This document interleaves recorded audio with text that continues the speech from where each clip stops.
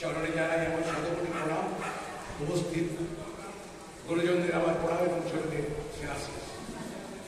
আমার লেখা একটি স্বরচিত কবিতার মাধ্যমে কবির প্রতি আমার শ্রদ্ধাঞ্জলি।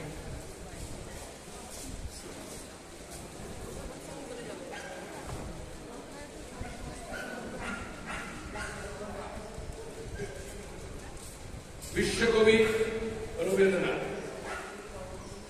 কে শোনালো গান, কে জাগালো প্রাণ, এই বাংলার কবি, সবার প্রিয় রবি। বিশ্ববাসী আজ মানে তোমায়, তুমি যে মোদের সবার বিশ্বকবি। তুমি কবি, তুমি দার্শনিক, তুমি গ্রন্থকার, তুমি গায়ক, তুমি সমকালের শ্রেষ্ঠ জাগ্রত বিবেক, তুমি পথপ্রদর্শক, তুমি নায়ক, তুমি বিচিত্র গানের স্রষ্টা, তুমি গল্পকার, তুমি পত্র লেখক, তুমি শিল্পী, তুমি প্রতিবাদী, নানা ধরনের ছিল মনে সব।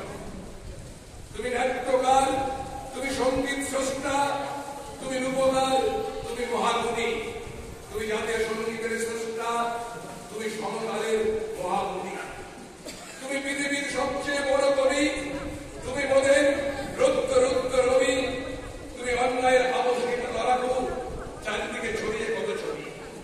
তুমি জ্ঞানের সাগর, গুণের সাগর, আজ সবার প্রিয় রবি। সর্বত্রই করছো বিচরণ তুমি, ভারতের তুমি শ্রেষ্ঠ। 25শে বৈশাখ তোমার জন্মদিনে মেতে ওঠে বাংলা ও বাঙালি। তোমার হাত ছিল দীর্ঘ প্রসারিত, হাত ছিল তোমার কলমের কালি। তোমার সৃষ্টি চির শাশ্বত, রয়ে যাবে ছড়িয়ে বিশ্বময়। তোমাকে চেনা নয়তো সহজ, জীবন তোমার ছিল ছন্দময়। শান্তিনিকেতনে রয়েছে ছড়িয়ে তোমার লাখো পদচিহ্ন।